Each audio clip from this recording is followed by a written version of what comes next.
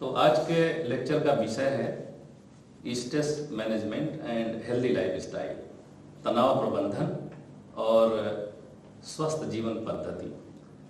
तो इसके तहत आज हम आपको बताएंगे कि एक हैप्पी लाइफ स्टाइल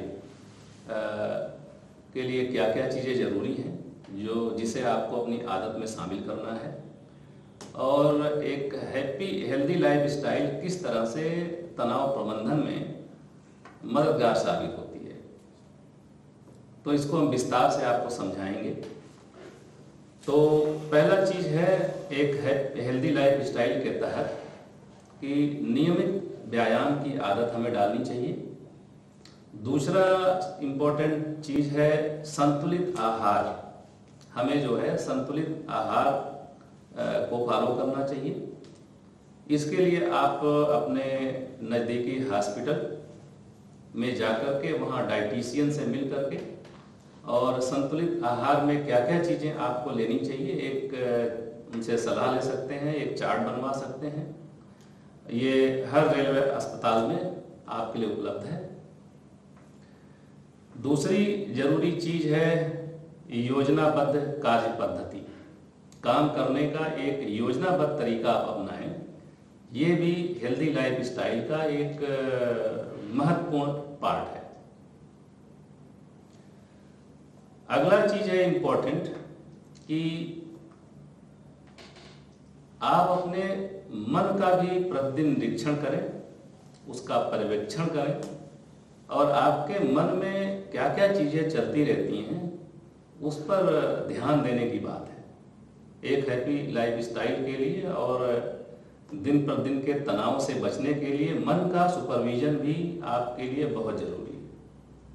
तभी आप समझ पाएंगे कि हम अपने मन को साफ सुथरा कैसे रखें और अपने मन को व्यवस्थित कैसे रखें, क्योंकि आपका मन आपके आचरण और व्यवहार को बहुत ज़्यादा प्रभावित करता है। अगला महत्वपूर्ण जो है बिंदु है इससे संबंधित एक हेल्दी लाइफ स्टाइल के लिए और तनाव के प्रबंधन के लिए कि आप प्रतिदिन जब सो के उठते हैं तो कृतज्ञता प्रकट करने की आदत डालें।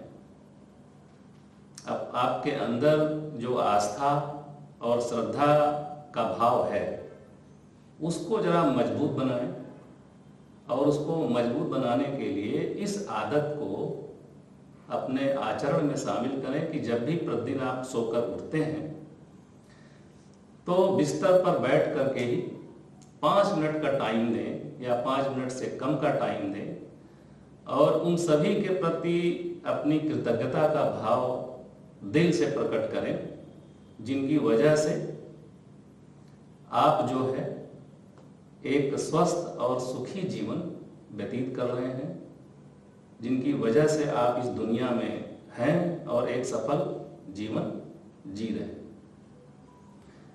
तो सबसे पहले शुरू करते हैं कि एक हेल्दी लाइफ स्टाइल के लिए नियमित व्यायाम का क्या महत्व है। तो एक कहावत आप सभी लोगों ने सुना होगा कि तंदुरुस्ती 1000 नियामत। 1000 दुआओं से बढ़कर है आपकी तंदुरुस्ती, आपके तन की दुरुस्ती, मतलब आपका स्वास्थ्य। ठीक है,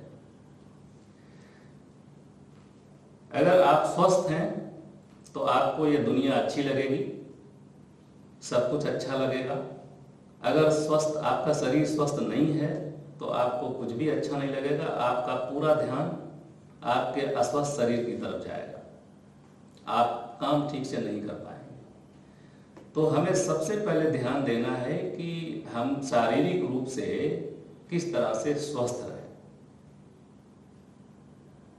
और शारीरिक रूप से आप स्वस्थ हैं तो मानसिक रूप से भी एक गारंटी हो जाती है कि आप स्वस्थ रहेंगे। बहुत अधिक गारंटी है कि आप स्वस्थ रहेंगे। जरूरी नहीं है, क्योंकि मानसिक स्वास्थ्य और शारीरिक स्वास्थ्य दोनों अलग अलग हैं, आपस में जुड़े हुए हैं। ठीक है, जुड़े हुए भी।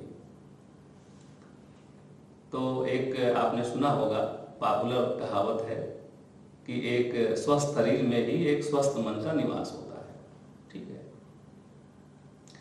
तो सबसे पहली प्राथमिकता आपको अपने शारीरिक स्वास्थ्य पर देनी है। तो शारीरिक स्वास्थ्य के लिए दो चीज़ें बहुत इम्पोर्टेंट हैं। एक तो नियमित व्यायाम आप करें। नियमित व्यायाम में आप अपनी उम्र के हिसाब से, अपने शरीर की क्षमता के हिसाब से आप चुनाव कर सकते हैं, ताकि आप आसानी से रेगुलर उसको फॉलो कर सकें बिना किसी ब्रेक के। तो नियमित व्यायाम में एक बहुत ही आसान तरीका है कि आप डेली जो है मॉर्निंग वॉक करें। आप समय फिक्स कर लें कि मुझे प्रतिदिन 30 मिनट या 40 मिनट या आधे घंटे मॉर्निंग वॉक करनी। आपके पास जिम की फैसिलिटी है तो जिम का भी उपयोग करें, और एक प्रशिक्षक के सुपरविजन में करें तो ज़्यादा फायदेमंद होगा। तो प्रशिक्षक की ज़रूरत है इसमें, जिम का इस्तेमाल करने के लिए। इसके अलावा आप योगा से संबंधित जो एक्सरसाइजेज हैं उनको भी एक योगा प्रशिक्षक के सुपरविजन में सीख सकते हैं, और उसे भी अपने प्रतिदिन के व्यायाम का हिस्सा बना सकते हैं, योगा एक्सरसाइजेज को भी।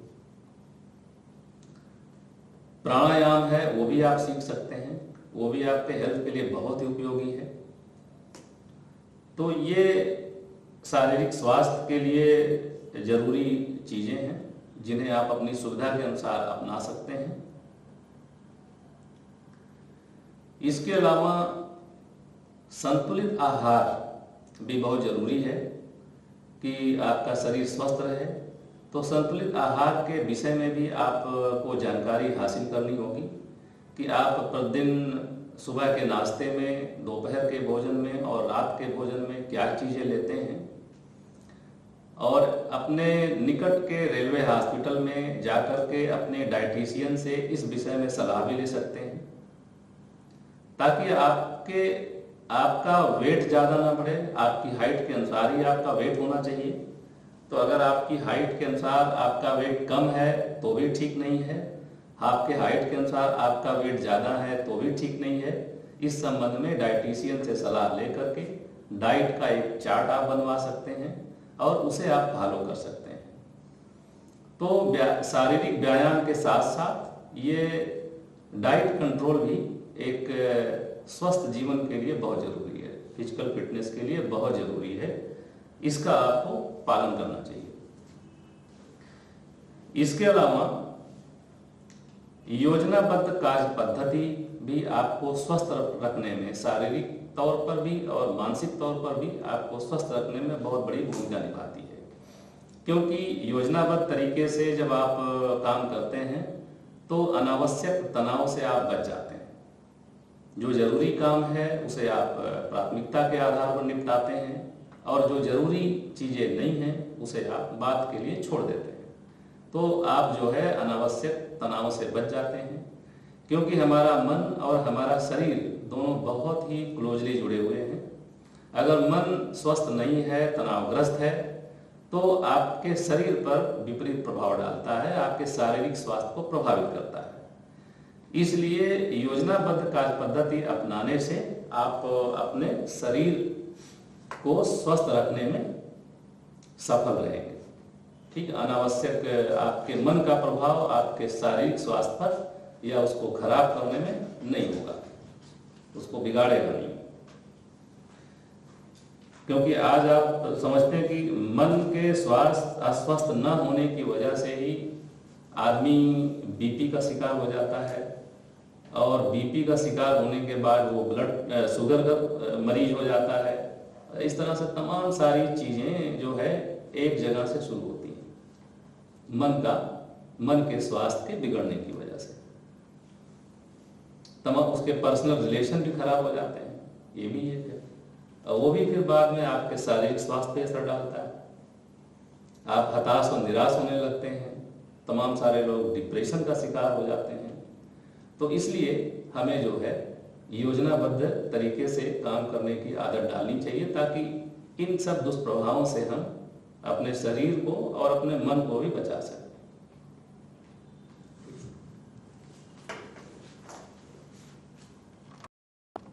स्वस्थ रहने के लिए शारीरिक और मानसिक तौर पर दोनों ही तरीके से हमें अपना सामान्य ज्ञान अपने शरीर, अपने आहार और अपने मन दोनों के विषय में बढ़ाने की जरूरत है।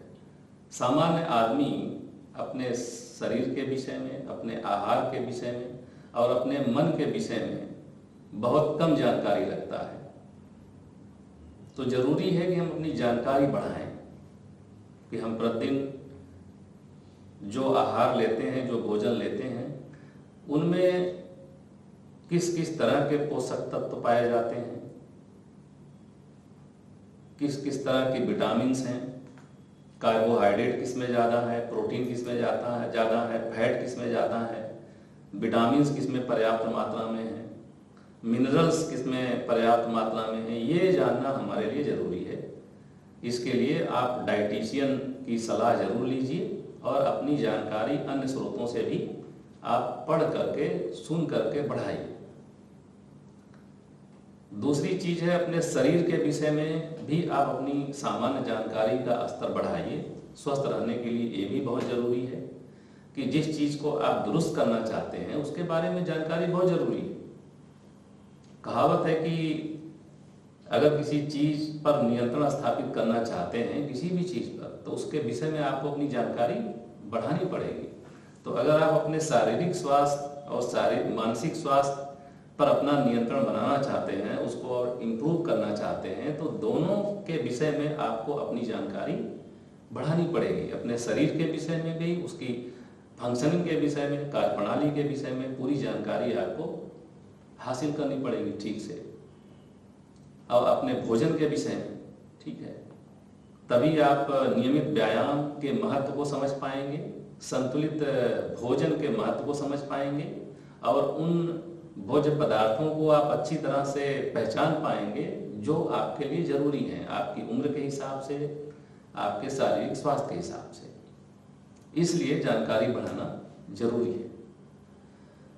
अपने मन के विषय में भी जानकारी बढ़ाना बहुत जरूरी है, क्योंकि हमारे मन में जब हम सो के उठते हैं और जब तक रात में सोने नहीं जाते हैं, तब तक हजारों जो है भावनाएं पैदा होती हैं, हजारों इच्छाएं पैदा होती हैं, तरह तरह के पुराने विचार उभर के आते हैं जो हमारे मेमोरी स्टोर में एकत्र होते हैं, और ये सभी हमारे दिन प्रतिदिन के हमारे व्यवहार को, हमारे आचरण को प्रभावित करते हैं। तो इसलिए मन के विषय में भी हमें पूरी जानकारी हासिल करना बहुत जरूरी है, तभी हम मन को स्वस्थ रख पाएंगे। और ये आम आदमी इसके विषय में बहुत कम जानकारी रखता है। तो आपको अगर तनाव प्रबंधन और एक स्वस्थ जीवन पद्धति को अपनाना है तो ये चीजें आपको करनी पड़ेंगी, ठीक है। आपको लगातार सीखते रहने की प्रवृत्ति अपने में पैदा करनी होगी, और आपके जीवन का लक्ष्य क्या है ये भी आपको निर्धारित करना पड़ेगा, तभी आपको रुचि पैदा होगी। स्वस्थ तरीके से जिंदा रहने की रुचि आप में पैदा होगी कि आप स्वस्थ रहें, प्रोडक्टिव रहें और लगातार सीखते रहें। किसके लिए? कोई तो लक्ष्य होना चाहिए। तो एक लक्ष्य आप बना के चलें, ठीक है। बहुत बड़ा लक्ष्य नहीं, छोटे छोटे लक्ष्य बनाएं और उसको पूरा करते चलें, तो आपका मनोबल और बढ़ेगा। तो लक्ष्य आपका ऐसा होना चाहिए जो पूरे समाज, पूरी मानवता के हित से संबंधित हो। लक्ष्य ऐसा नहीं हो जो असामाजिक हो और जो हानि पहुंचाए समाज और देश को, मानवता को। ये हमेशा ध्यान रखना है, ठीक है।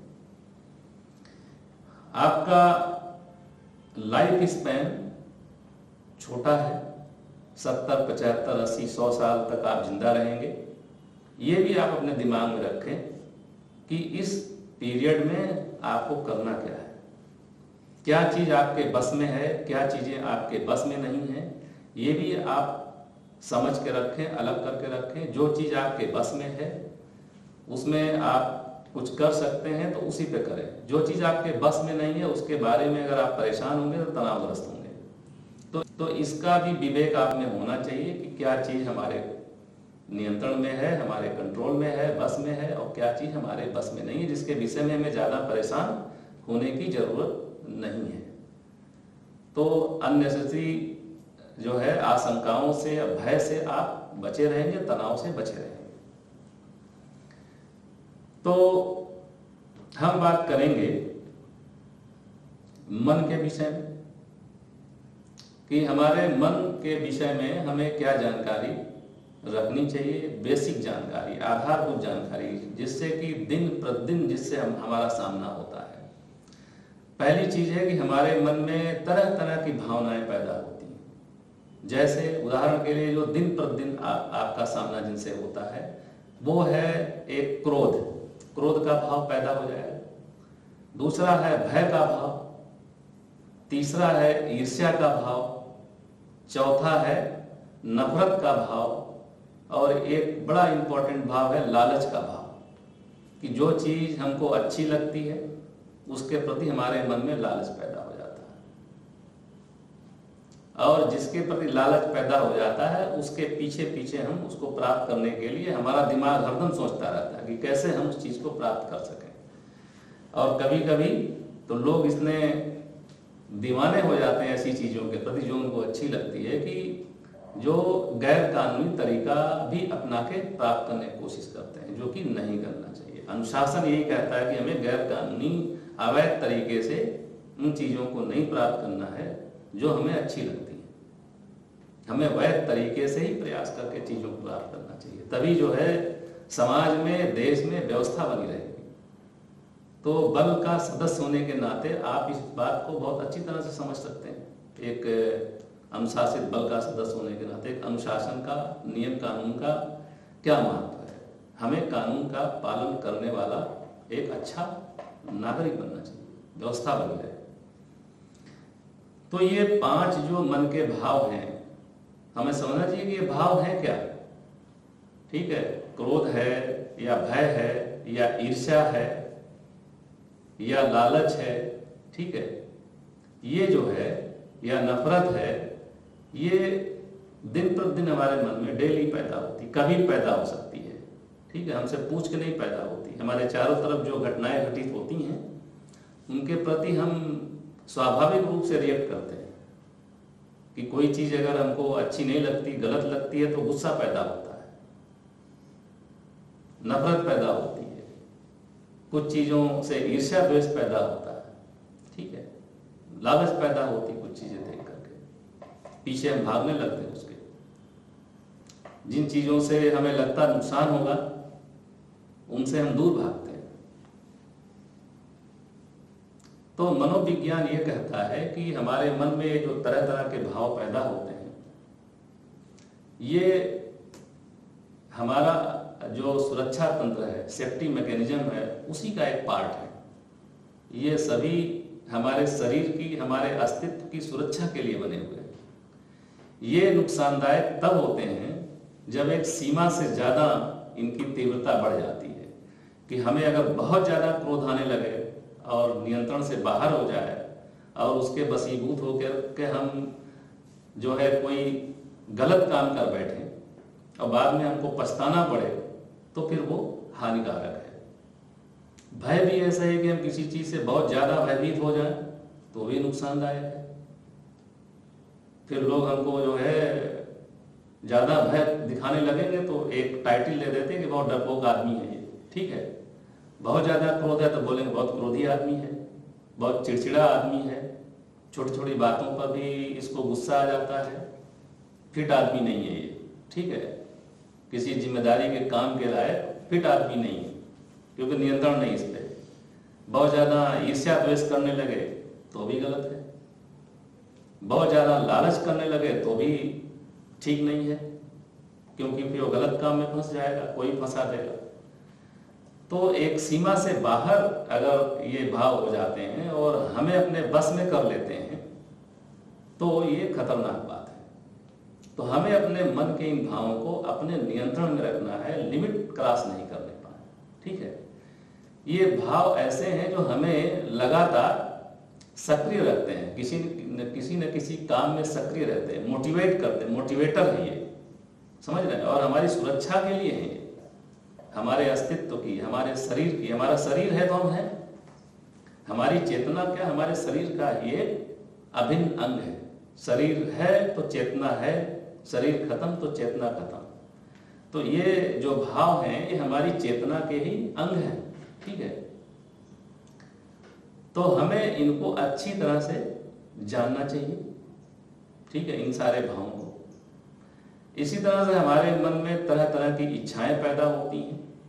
इच्छाओं का दूसरा नाम है जरूरतें, नीड्स, कि हमें ये चाहिए, हमें ये चाहिए, हमें ये चाहिए। अब इच्छाओं को भी आप दो कैटेगरी में बांट सकते हैं। जो बहुत ही जरूरी इच्छाएं हैं पहले उन पे ध्यान दीजिए, और जो कम जरूरी हैं उन पे बाद में ध्यान दीजिए। ठीक है, जो बेसिक नीड्स हैं पहले हमें उस पर फोकस करना चाहिए, तो आप तनाव से बचेंगे, परेशानी से बचेंगे। और दूसरी चीज ये कि इच्छाएं हमारे मन में हजारों पैदा होती हैं, तो हमें उनको छांटना है कि कौन सी इच्छाएं जरूरी हैं, बेसिक हैं, इनको पूरा करना जरूरी है, और नियमानुसार पूरा करना। गलत तरीका अपना के इच्छाओं को पूरा नहीं कर सकते। जो भी राज्य ने कानून बनाए हैं, समाज ने जो नैतिक नियम निर्धारित किए हैं, उन समाज के नैतिक नियमों और राज्य के कानूनों के तहत ही हमें अपनी इच्छाओं की पूर्ति करनी है। ये भी हमें ध्यान रखना है, कंडीशन है। इच्छाएं तो हजारों पैदा होती हैं। ठीक है, तो अगर आप इन बातों का पालन करेंगे इच्छाओं को पूरा करने में, तो आप तनाव से बचे रहेंगे, परेशानियों से बचे रहेंगे, दुखों से बचे रहेंगे। समझ रहे हैं? तो इच्छाएं जो है हमें सांसारिक जीवन में बांध के रखती हैं, लगातार हम उनकी वजह से काम करते रहते हैं, तो मोटिवेशन का काम करती है, मोटिवेटर है वो। भावनाएं भी, इच्छाएं भी। अच्छा, इच्छाओं में और भावनाओं में संबंध क्या है? दोनों बड़ा क्लोजली रिलेटेड है। वास्तव में भावनाएं भी इच्छाओं का एक रूप है, बस इनका रूप सूक्ष्म है, बड़ा सूक्ष्म है भावनाओं का। और उन्हीं भावनाओं का व्यक्त रूप जो है इच्छाएं हैं। इच्छाओं में हम जरूरतों को समझते हैं। जैसे हमें भूख लगी, एक बेसिक डिजायर है, बेसिक नीड है भूख, प्यास। तो भूख लगती है तो हम समझते हैं कि हमें क्या चाहिए। हमें भोजन चाहिए, हमें दूध चाहिए। प्यास लगती है तो हमें पता चलता है कि प्यास किस चीज से बुझेगी, ऑब्जेक्ट क्या है उसको बुझाने का, पानी। समझ रहे हैं? तो भावनाओं का ही प्रकट रूप है, विकसित रूप है इच्छाएं। समझ रहे हैं? जरूरतें। तो जरूरतों के पालन में हमें इसी बात पर ध्यान देना है कि समाज और राज्य के द्वारा बनाए गए नियम कानूनों के तहत ही हमें उनकी पूर्ति करनी है। वो इसलिए है कि ताकि समाज में व्यवस्था बनी रहे, शांति बनी रहे, सबको विकास का मौका मिले। ठीक है, विकसित होने। तीसरी चीज हमारे मन में है जो पैदा होती है, बड़ा कॉमन चीज है, वो तरह तरह के विश्वास हमारे मन में बैठे होते हैं। विश्वास बैठा रहता है। ठीक है, और ये बचपन से, जब हम पैदा होते हैं, थोड़ा समझदार होते हैं, तो हमारे माँ बाप और परिवार के सदस्यों के माध्यम से बहुत तरह के विश्वास हमारे मन में बैठ जाते हैं। समझ रहे हैं? एग्जाम्पल, छोटे से एग्जाम्पल के लिए लीजिए कि जब बच्चा पैदा होता है तो वो ये नहीं जानता है कि वो किस धर्म का सदस्य है। वो हिंदू धर्म का सदस्य है या मुस्लिम धर्म का सदस्य है या ईसाई धर्म का सदस्य है। किस धर्म का सदस्य उसको नहीं पता। वो तो जब समझदार होता तब उसके मन में विश्वास बैठा दिया जाता है कि तुम हिंदू हो, तुम मुसलमान हो। एक विश्वास है। समझ रहे? इसी तरह से तमाम तरह के भय संबंधी विश्वास बैठा दिए जाते हैं। अगर बच्चा, माँ बाप चाहते हैं कि ये शाम को लौट आए घर से, घूमने नहीं जाए, स्कूल से सीधा घर आए, तो तरह तरह के भय बैठा दिए जाते हैं। ठीक है, गांव में पहले बड़ा, गांव के बाहर बरगद का पेड़ है, तो माँ बाप बोलते या गांव के लोग बोलते तो उसमें भूत प्रेत रहता है, शाम को नहीं जाना उधर। गांव के बाहर नहीं जाना, तो एक विश्वास एक बैठा जाता है, उसमें है वो पकड़ लेगा आपको, ठीक है। तो इस तरह के हजारों विश्वास बचपन से लेके जब तक आप हैं, ठीक है, मरने तक आपके मन में ये बैठते रहते हैं। तब विश्वासों में भी दो तरह के हैं। अब कौन से विश्वास जो है सही हैं और कौन से विश्वास जो है सही नहीं है, झूठे हैं, इनमें भी आपको अंतर करना है, ठीक है। एक स्वस्थ मानसिक जीवन के लिए, ठीक है, इनमें भी आपको अंतर करना जरूरी है, समझना जरूरी। जब आप बड़े होते समझ जाते हैं कि कोई भूत प्रेत उस पेड़ में नहीं है, अब वो भय आपका खत्म हो जाता है, ठीक है। तो हमारे मन में तनाव उत्पन्न करने के ये भी एक मूल कारण है, तरह तरह के झूठे विश्वास जो हमारे आचरण और व्यवहार को प्रभावित करते हैं और मन में तनाव पैदा करते हैं, समझ रहे। इनसे भी हमें अपने को दूर करना है। तो इनसे अपने को दूर करने का उपाय क्या है आगे बताएंगे अभी, ठीक है। तो विश्वासों की बड़ी भूमिका है हमारे व्यवहार को प्रभावित करने में।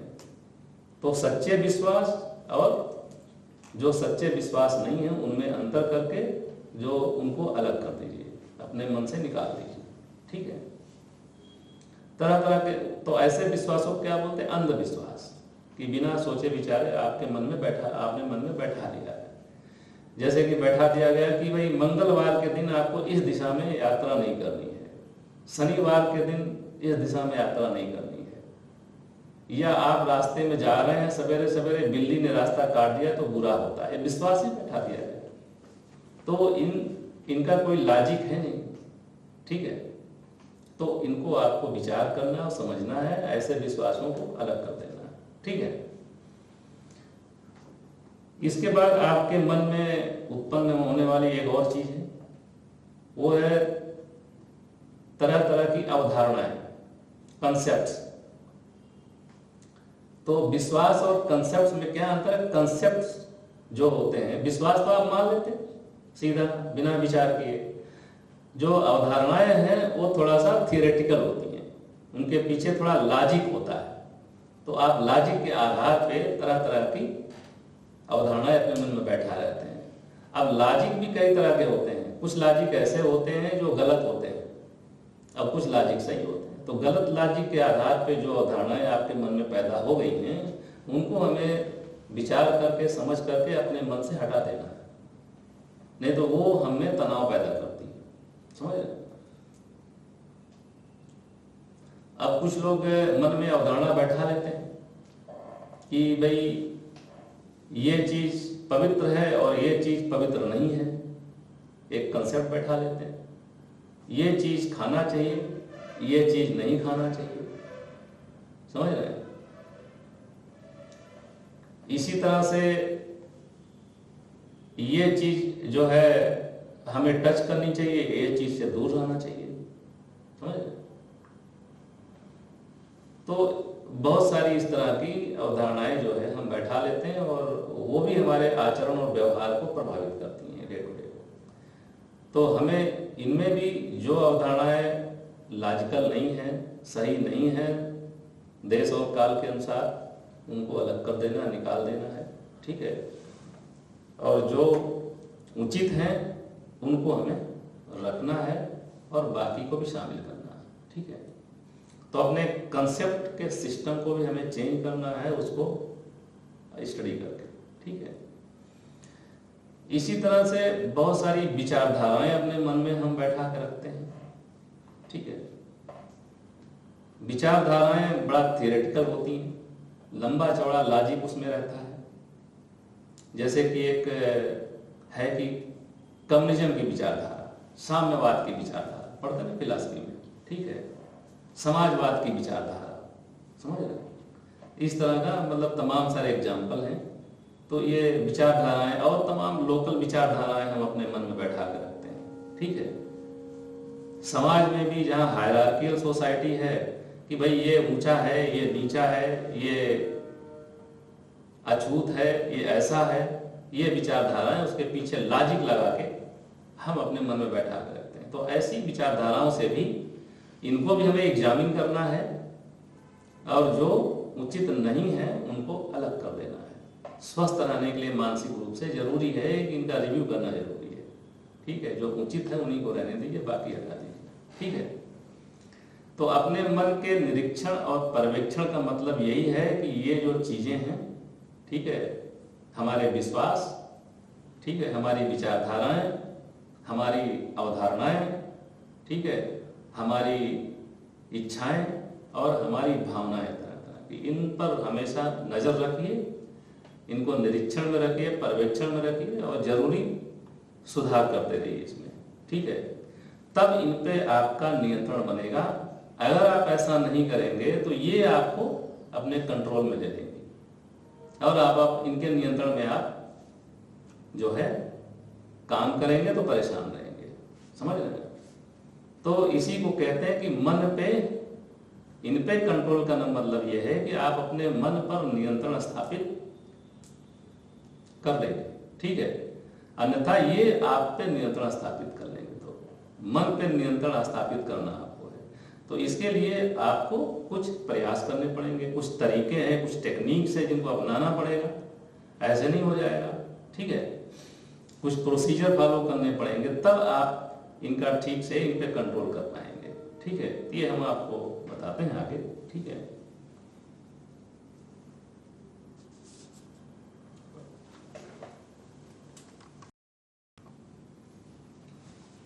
तो हम बात कर रहे थे तनाव प्रबंधन की और शारीरिक और मानसिक स्वास्थ्य की।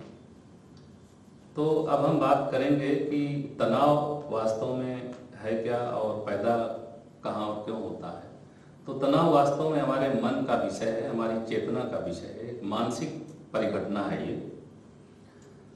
तो जाहिर है कि इसके प्रबंधन के लिए अपने मन के विषय में हमें अच्छी तरह से जानना होगा और हमारे मन में क्या क्या चीज़ें चलती रहती हैं। अभी हमने चर्चा किया कि हमारी भावनाएं, हमारी इच्छाएं और तरह तरह के हमारे विश्वास, तरह तरह की अवधारणाएं, विचारधाराएं, ये हमारे मन में पैदा होती हैं और इन्हीं में छिपा हुआ है हमारे मानसिक तनाव का रहस्य। तो इन्हीं का प्रबंधन हमें करना है। योग की भाषा में इन सारी चीज़ों को हम बोलते हैं चित्त की वृत्ति। ये चित्त की वृत्तियां हैं जो भी हमारे मन में पैदा होती हैं, जो हमारे संज्ञान में आती हैं। तो चित्त की इन वृत्तियों का प्रबंधन ही उपाय है मानसिक तनाव से बचने का। तो कैसे इन वृत्तियों का प्रबंधन किया जाए, तो इन चित्त वृत्तियों की प्रकृति को पहले जानना जरूरी है कि इनका नेचर क्या है बेसिक, हाँ, इनके गुणधर्म क्या है। तब हम इनके प्रबंधन के बारे में कुछ सोच सकते हैं, समझ सकते हैं। और तमाम सारे जो आध्यात्मिक महापुरुष हुए हैं, जैसे गौतम बुद्ध हैं, महावीर स्वामी हैं, स्वामी विवेकानंद हैं, ठीक है, तो इन लोगों ने बहुत सारे उपाय बताए हैं कि कैसे इनका प्रबंधन किया जाए। ठीक है, तो हम इसी पे बात करेंगे। गौतम बुद्ध ने जो रास्ता बताया है उसको हम अष्टांग मार्ग के नाम से जानते हैं। तो अष्टांग मार्ग में उन्होंने 8 बिंदु बताए हैं। उस पे हम आपको एक एक बिंदु पर चर्चा करेंगे और विस्तार से बताएंगे। और अंत में निर्वाण या मुक्ति या मोक्ष का क्या मतलब है वो हम आपको सरल भाषा में समझाते हैं। तो गौतम बुद्ध का अष्टांग मार्ग जो है दुखों से, सांसारिक दुखों से मुक्ति का मार्ग है। तो जाहिर है कि तनाव प्रबंधन का एक बहुत ही अच्छा उपाय है कि तनाव में क्या दुखी होते हैं, मन से दुखी होते हैं, फिर आपका शरीर भी अस्वस्थ होता है, फिर वो भी एक दुख का कारण बन जाता है, शरीर भी अस्वस्थ होने पर। तो दुखों से आत्यांतिक मुक्ति का एक मार्ग है। ठीक है, हमेशा हमेशा के लिए आप जो है दुखों से मुक्त हो जाएं, ये रास्ता गौतम बुद्ध का आपको वहां ले जाता है, ये बताता है। तो पहला जो है अष्टांग मार्ग का जो पहली सीढ़ी है वो है सम्यक दृष्टि और दूसरी है सम्यक संकल्प। इसको दोनों को संयुक्त रूप से कहते हैं प्रज्ञा। प्रज्ञा माने सद्बुद्धि, सतबुद्धि। ठीक है, ऐसी बुद्धि जो सत्य का ज्ञान कराती है, रियल चीज का ज्ञान कराती है, अनरियल को अलग करती है। जो अभी चर्चा किया कि रियल अनरियल क्या है, तो ज्ञान की दो श्रेणियां हैं, कैटेगरीज हैं, हमें जानना चाहिए। एक ज्ञान जो है रियल होता है, एक ज्ञान अनरियल होता है, और दोनों का ही हम अनुभव करते हैं, दोनों की अनुभूति हमें होती है। रियल नॉलेज क्या है और अनरियल नॉलेज क्या है। तो रियल नॉलेज हमें जो है तनाव से, दुखों से मुक्ति की ओर ले जाता है, भय से मुक्ति की ओर ले जाता है, और अनरियल जो है वो हमें इस संसार के बंधन में बांधता है। ठीक है, तो प्रज्ञा, ये सम्यक दृष्टि और सम्यक संकल्प, इन दोनों को प्रज्ञा कहते हैं। तीसरा है सम्यक वाक, चौथा है सम्यक कर्मांत, और पांचवा है सम्यक आजीव। ये जो तीनों हैं ये आचरण के नियम, इनको सील कहते हैं। सम्यक वाक, सम्यक कर्मांत, सम्यक आजीव। आजीव मतलब आपकी आजीविका भी सम्यक हो। आप जिंदा रहने के लिए जो भी पेशा आपने अपनाया है वो पेशा समाज के नैतिक नियमों और राज्य के नियम कानूनों के दायरे में होना चाहिए, असामाजिक नहीं होना चाहिए। कि आप जीवित रहने के लिए चोरी, डकैती या गलत काम करते हैं कोई भी, तो वो सम्यक आजीविका नहीं हुई, वो गलत आजीविका का साधन है। ये मतलब इसका क्या है, सम्यक। सम्यक का मतलब उचित। सम्यक वाक का मतलब आपकी वाणी पर नियंत्रण हो, ऐसा कुछ न बोलें आप, ठीक है, कि दूसरों को जो है दुख हो, हिंसक वाणी का उपयोग न करें। ठीक है, आपकी वाणी अहिंसक हो, सम्यक वाक। ठीक है, दुख न पहुंचाए दूसरों को। सम्यक कर्मांत का मतलब है कि आप जो भी आपका आचरण व्यवहार है वो भी उचित हो, उससे भी दूसरों को दुख न पहुंचे, हिंसक ना हो, हिंसा का तत्व उसमें ना हो। ठीक है, शोषण का तत्व उसमें ना हो, ना हिंसा करे, न शोषण करे, न परेशान करे आप। ठीक है, तो ये आचरण व्यवहार के नियम, इनको सील कहते हैं तीनों को, सम्यक वाक, सम्यक कर्मांत, सम्यक आजीव। इसके बाद है सम्यक ध्यान और सम्यक समाधि, सातवां और आठवां अंग अष्टांग मार्ग का।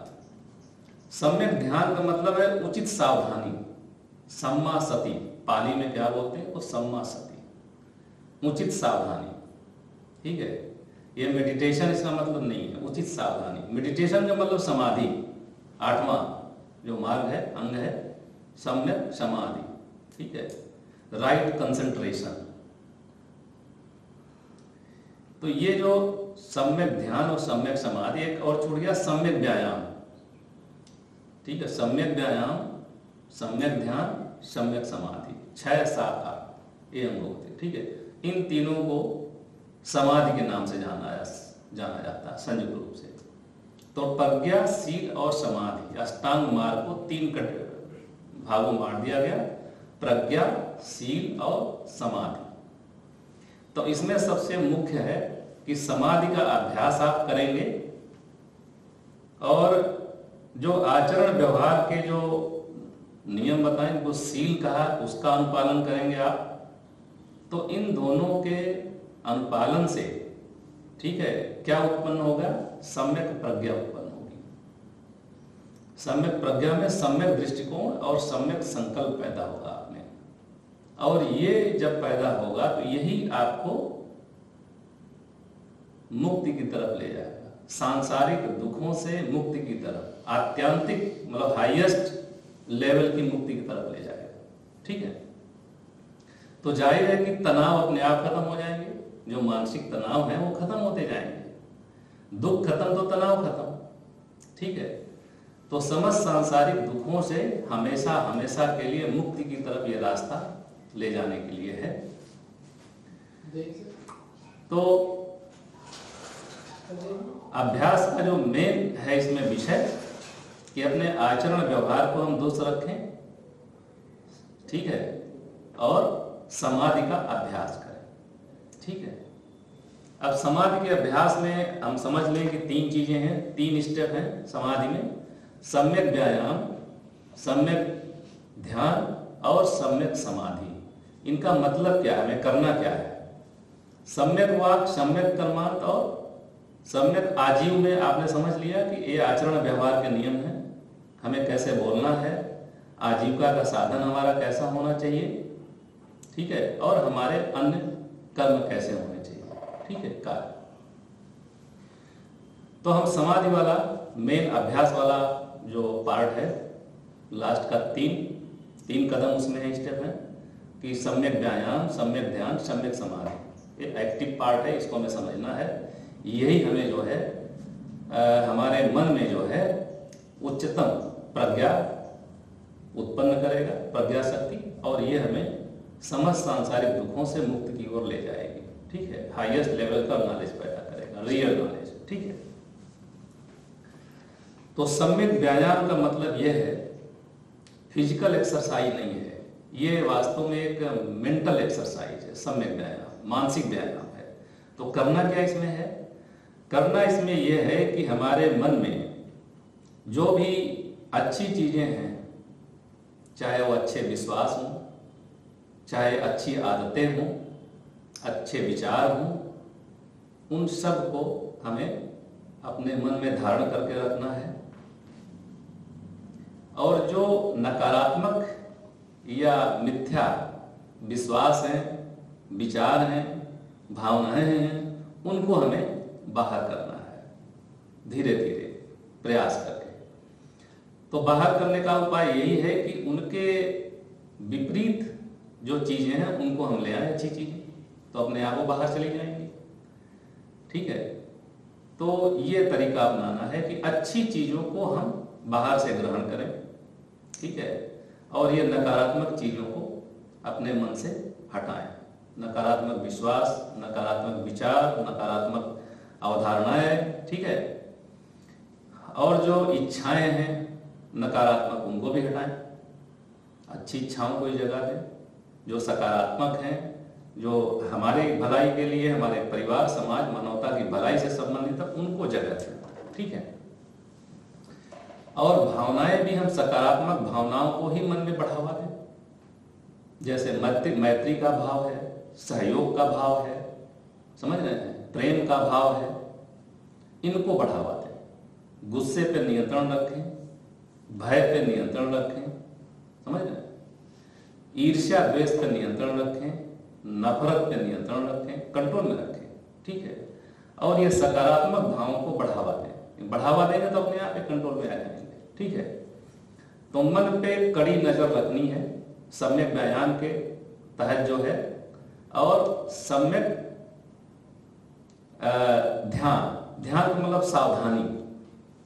सम्यक व्यायाम के तहत ये कार्रवाई करनी है, और सम्यक ध्यान का मतलब है सावधान रहना है, लगातार अपने मन पे नियंत्रण रखना है, मतलब उसका निरीक्षण पर्यवेक्षण करते रहना है।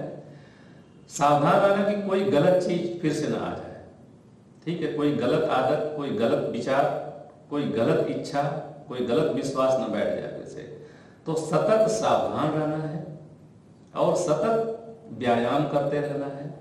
व्यायाम का मतलब यह है कि जो बुरी चीजें उनको लगातार बाहर करते रहना है मन से। अपनी आदत का अगर हिस्सा है तो उनको डीएक्टिवेट करना है, मतलब खत्म करना है। ठीक है, और नई चीजें, अच्छी चीजें ले आनी। ठीक है,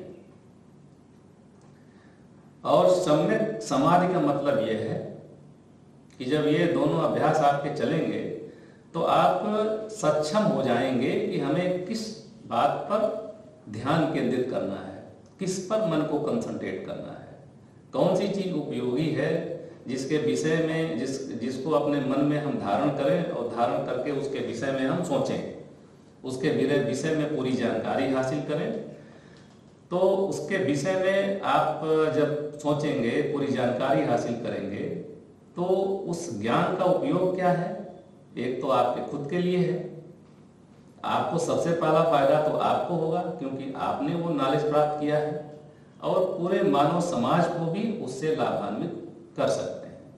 तमाम सारी जो वैज्ञानिक खोजें वैज्ञानिकों द्वारा होती हैं, तो सबसे पहले तो वो वैज्ञानिकों के नियंत्रण में रहती हैं जिन्होंने खोज की है, उसके बाद वो पूरे मानव समाज को देते हैं। तमाम सारे जो वैज्ञानिक आविष्कार हुए हैं उन्होंने अपने लिए थोड़े रखे हैं, पूरे मानव समाज को उन्होंने दिया वो। तो यहाँ भी जो आप किसी भी विषय में जो है ज्ञान प्राप्त करेंगे, ठीक है, उसका सबसे पहला तो आपके कंट्रोल में रहेगी वो चीज़, और पूरी मानवता के लिए आप उसको ला सकते हैं सबके सामने, ठीक है। तो सम्यक व्यायाम और सम्यक समाधि का पर्पज ये है कि जो विषय आप चुने अपने कंसंट्रेशन के लिए, समाधि के लिए, मेडिटेशन के लिए, वो विषय उचित हो, ठीक है, वो आपके लिए भी उपयोगी हो और पूरे मानव समाज के लिए उपयोगी हो, ठीक है। ऐसे विषय आप चुनने में सक्षम होंगे। तो जब उसके विषय में आपको पूरी तरह से नॉलेज हो जाएगा समाधि के अभ्यास से, तो आपके मन में जो है वास्तविक ज्ञान की वृद्धि होती जाएगी, ठीक है। तो आपकी प्रज्ञा शक्ति जो है ये मजबूत होती जाएगी, स्ट्रांग होती जाएगी, शार्प होती जाएगी, ठीक है। जैसे जैसे ये रियल नॉलेज समाधि के या मेडिटेशन के अभ्यास से आपके अंदर बढ़ता जाएगा, ठीक वैसे वैसे आपकी प्रज्ञा शक्ति स्ट्रांग होती जाएगी, शार्प होती जाएगी। क्या रियल है, क्या अनरियल है, क्या सत्य है, क्या मिथ्या है, वो आप अलग करने में सक्षम होते जाएंगे और धीरे धीरे आप रियलिटी की तरफ बढ़ेंगे, ठीक है। तो जब आपके मन में वास्तविक ज्ञान बढ़ते जाएंगे, ठीक है, वैसे वैसे ही आपके मन में तरह तरह के जो भय हैं वो खत्म होते जाएंगे। जो गलत विश्वासों की तरह से की वजह से जम गए हैं, गलत विचारधाराओं की वजह से जम गए हैं, या गलत इच्छाओं के हावी होने की वजह से आपके अंदर बैठ गए हैं, समझ रहे हैं, गलत भावनाओं के हावी होने से वो बैठ गए हैं, ये सारे जो है खत्म होते जाएंगे, ठीक है।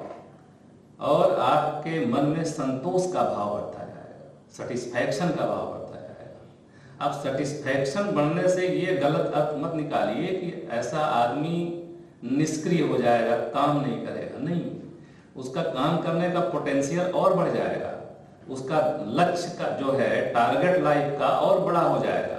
वो केवल अपने तक नहीं सोचेगा, स्वार्थी नहीं रहेगा, वो पूरे मानव समाज के बारे में, उसकी भलाई के बारे में, पूरी दुनिया की भलाई के बारे में सोचेगा और अच्छे से काम करेगा, फुल पोटेंशियल के साथ, पूरी क्षमता के साथ काम करेगा मानवता की भलाई के लिए। तो मन की चंचलता धीरे धीरे आपकी कम होने लगेगी जैसे जैसे वास्तविक ज्ञान की वृद्धि होगी आपके मन में। तो ये समाधि के अभ्यास का ये परिणाम होगा कि प्रज्ञा शक्ति आपकी वो निखरती जाएगी, ठीक है, संकल्प शक्ति आपकी मजबूत होती जाएगी। तो पहले वाले में था कि सम्यक दृष्टि और सम्यक संकल्प का नाम लिया, जिसको प्रज्ञा कहा। तो सम्यक दृष्टि का मतलब है आपका दृष्टिकोण जो है, आपके चारों तरफ के संसार की जो वस्तुएं हैं, जो घटनाएं हैं, ठीक है, जो परिस्थितियां हैं, सबके प्रति वो बदल जाएगा, ठीक है। और बदल के क्या होगा, वास्तविक हो जाएगा, गलत दृष्टिकोण नहीं रहेगा आपका, क्योंकि वो सही संदर्भ आप पकड़ लेंगे, ठीक है। वास्तविक ज्ञान बढ़ने से आपकी दृष्टि जो है, आप वो जो है इस संदर्भ में सही होगी कि आपने सही संदर्भ पकड़ा किसी चीज का, ठीक है, सही संदर्भ में उसको देख रहे हैं आप, गलत में नहीं, ये है कहने का मतलब। और सम्यक संकल्प मतलब है कि जब आप किसी चीज को सही दृष्टि से देखेंगे तो आप में काम करने का संकल्प भी फिर स्ट्रांग होता जाएगा कि आप सही दिशा में जा रहे हैं, ठीक है। तो सम्यक प्रज्ञा के उदय का ये फायदा है, ठीक है, कि सही डायरेक्शन में आप जा रहे हैं, आप पूरे कॉन्फिडेंस के साथ आगे बढ़ेंगे, जो भी काम हाथ में लेंगे, ठीक है। तो रेगुलर जो है मेडिटेशन या समाधि का अभ्यास आपको इसके लिए करना पड़ेगा।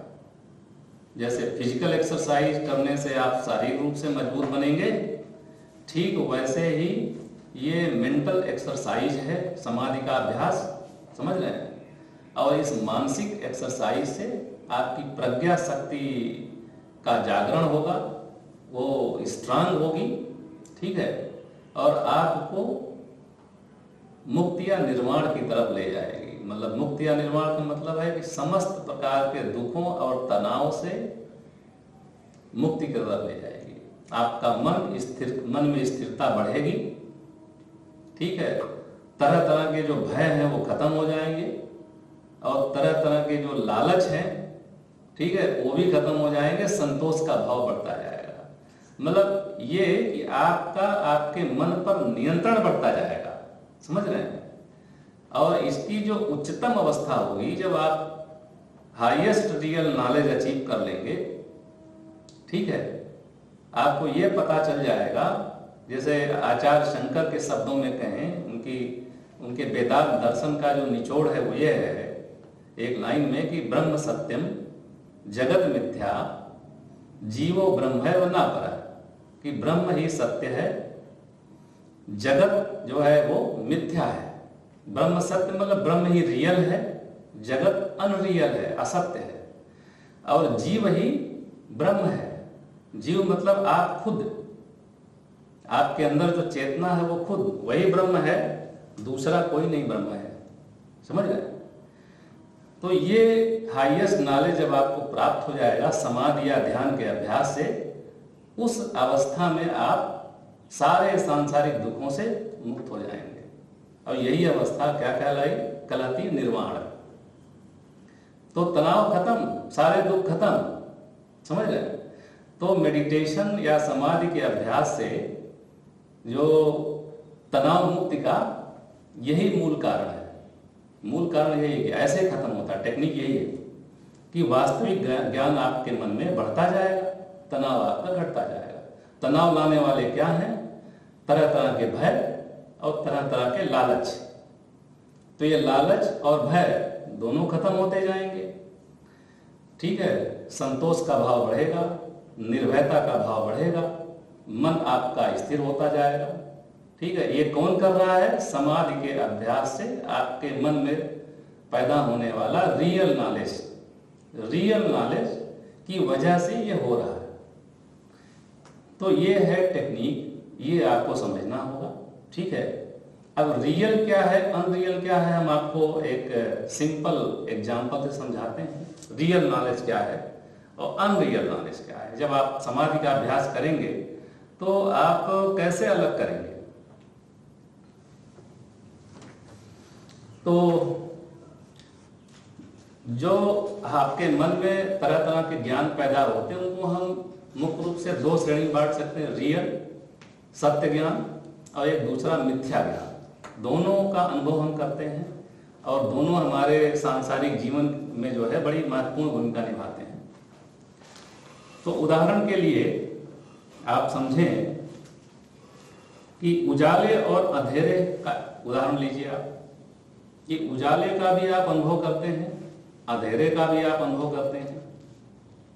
अब सवाल यह है कि उजाले और अंधेरे में कौन सा ज्ञान रियल है और कौन सा ज्ञान मिथ्या है,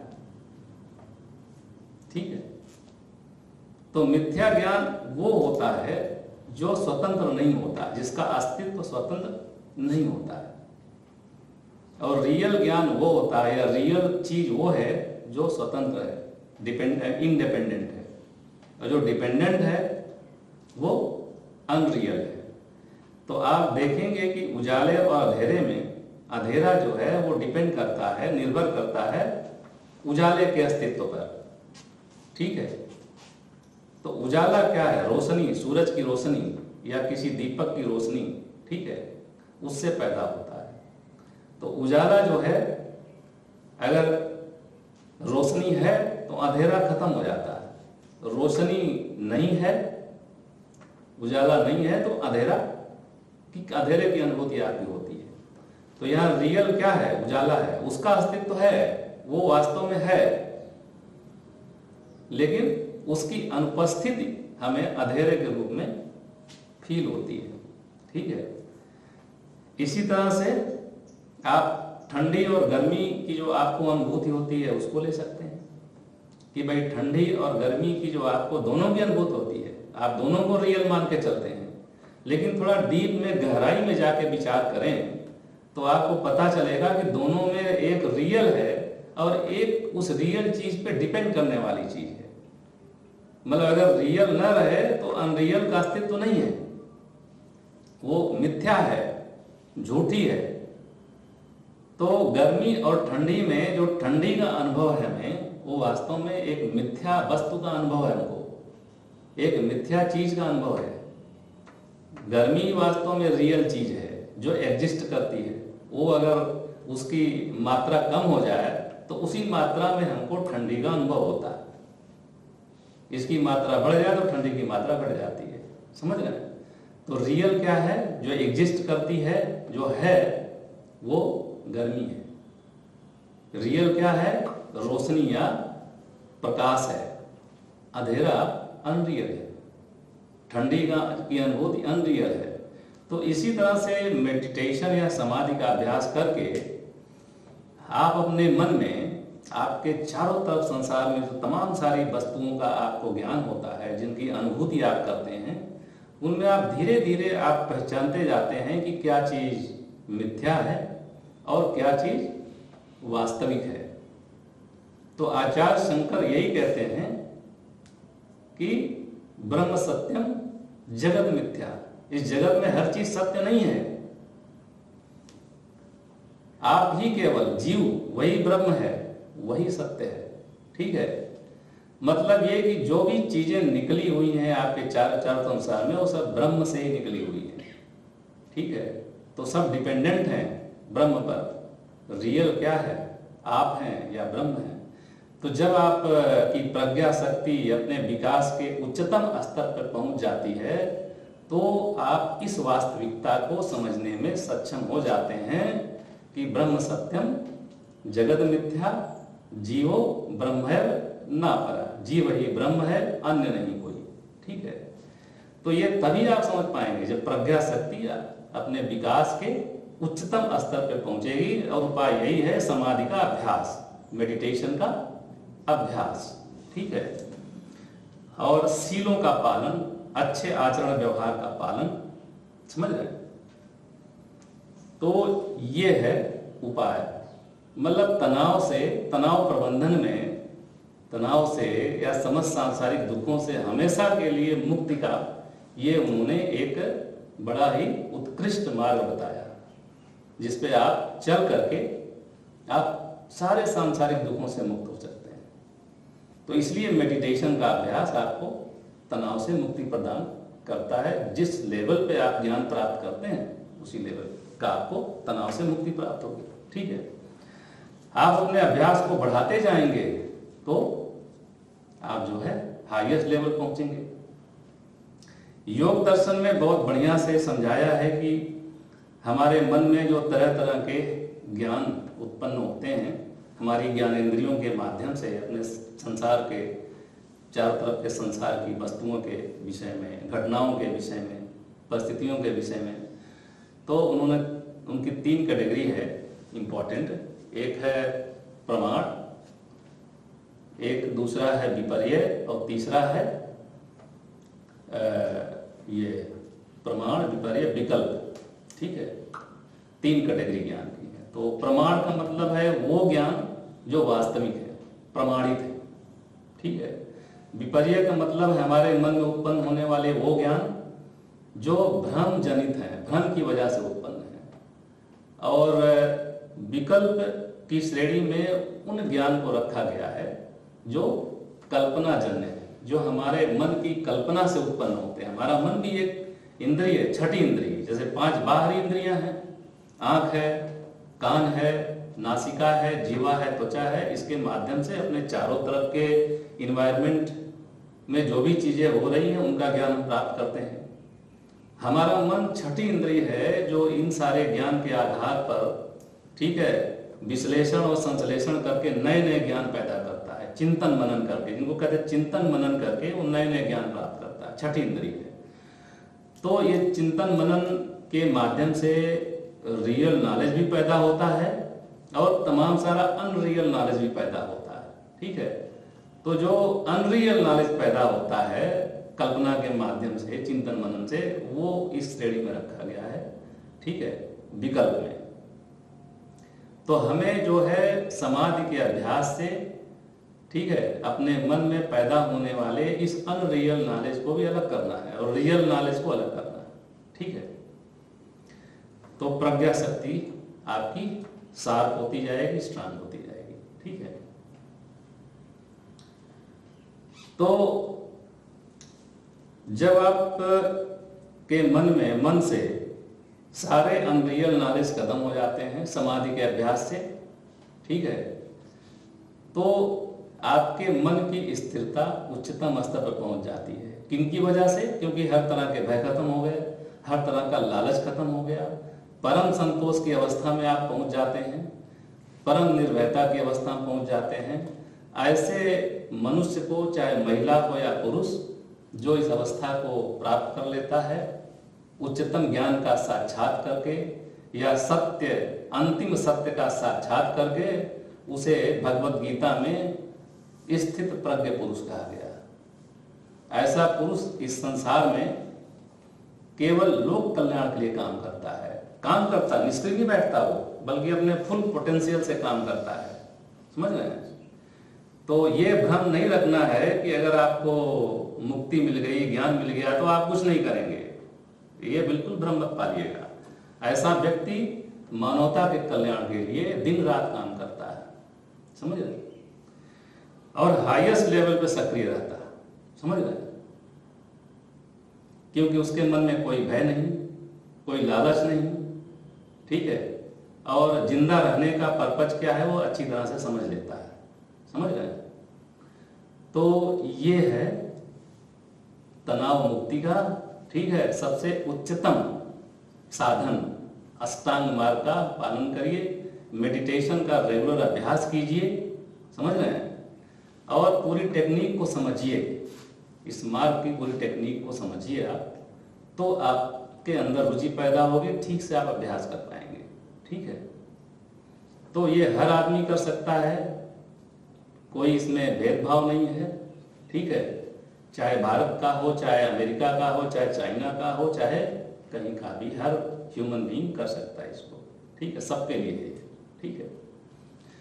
तो हम इसी के साथ अपनी बात खत्म करना चाहेंगे, लेकिन एक दो चीजें और आपको बता दें, छोटी छोटी चीजें, कि एक कवि हैं रसखान, उन्होंने इसी बात को कि स्थित प्रज्ञ पुरुष के क्या लक्षण हैं समझाते हुए कविता की लाइन कही है कि गोधन, गजधन, वाजधन और रतन धन खान, जब आवे संतोष धन, सब धन धूलि समान। ये भी उस ऐसे स्थित प्रज्ञ पुरुष का ही लक्षण है ये, ठीक है।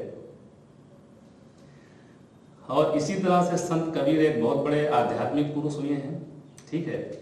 तो अभ्यास के बारे में भी कि हमारी जो दृष्टि है, हमारी जो बुद्धि है, उस पर तरह तरह के मिथ्या ज्ञान, अज्ञान की वजह से जो आवरण चढ़ जाता है, उसी की वजह से हम वास्तविकता को नहीं समझ पाते हैं, और इस सांसारिक बंधन में जो है बंध करके तरह तरह के दुखों का जो है भोग करना पड़ता हमें।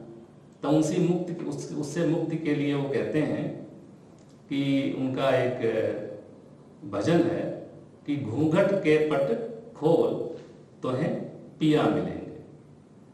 तो घूंघट का मतलब क्या है? जो आवरण, ठीक है, मिथ्या ज्ञान का जो आवरण है तुम्हारे मुख पर, आंखों पर, उसको हटाओ तो तुम्हें रियलिटी का ज्ञान होगा। पिया का मतलब रियल, ठीक है, रियलिटी, कि घूंघट के पट खोल तो है पिया मिलेंगे।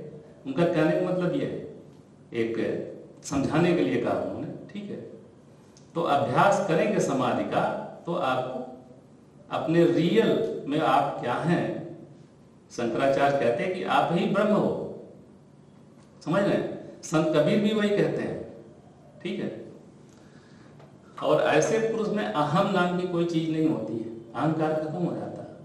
इसको भी संत कबीर ने समझाते हुए कहा है कि जब मैं था, मैं माने ईगो, इंडिविजुअल सेल्फ, कि जब मैं था तब हरि नहीं, मतलब रियल पुरुष, ठीक है। और जब हरि है मैं ना है, तो ऐसा पुरुष बिल्कुल जो है ईगोलेस होता है। ठीक है, तो पहचानने के भी तरीका है। अगर किसी में ज़्यादा क्रोध है, ईगोइस्टिक है, तो ऐसा मुक्त पुरुष नहीं है, भले वो कपड़े पहन ले नीले पीले, समझ रहे। तो ये आपकी चेतना के उच्चतम विकास के लक्षण हैं। ठीक है, अगर आप स्थित प्रज्ञ हैं, आप में सबसे बड़ा भय होता मृत्यु भय, मृत्यु भय भी खत्म हो गया है, हर तरह का भय खत्म हो गया है, हर तरह का लालच खत्म हो गया, बिल्कुल स्थित प्रज्ञ हो गए, आपकी बुद्धि की चंचलता शून्य हो गई, तो आप अपने चेतना के विकास के उच्चतम स्तर पर पहुंच गए और आपने समझ लिया, आपको ये सत्य ज्ञान हो गया कि आप ही ब्रह्म हैं, दूसरा कोई नहीं। ठीक है, इस संसार की सारी चीजें आपसे ही पैदा हुई हैं, समझ रहे हैं, और आप में ही अंत में विलीन हो जाती हैं, तिरोहित हो जाती हैं। ये चीज आपको समझ में आ जाएगी जब आप चेतना के विकास के उच्च स्तर पर पहुंचेंगे इसके अभ्यास से। तो इसी के साथ हम अपनी बात समाप्त करते हैं। धन्यवाद।